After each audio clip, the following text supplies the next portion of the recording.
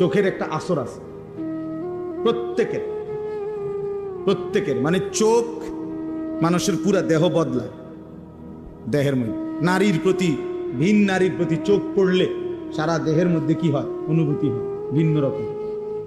তো এটা বুঝাই গেল চোখের একটা কি আছে, আসর আছে।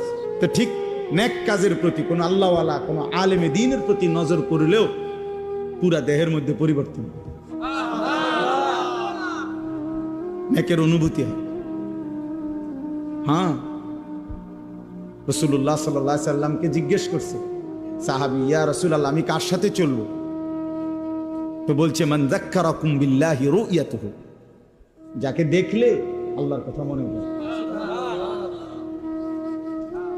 ওয়া যাদা ফি ইলমিকুম মানতিকুহু, যার কথা শুনলে ইলম বাড়ে, জ্ঞান বাড়ে।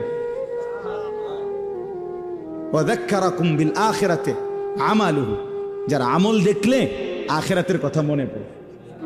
যার চেহারার দিকে তাকাইলে আল্লাহর কথা মনে পড়ে, যার কথা শুনলে নিজের জ্ঞান বাড়ে, যার আমল দেখলে আখিরাতের কথা মনে পড়ে।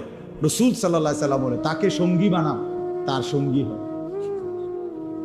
তারে বন্ধু বানাও, তার সাথে চলো, তার সাথে উঠা বসা করো, তার সাথে সম্পর্ক।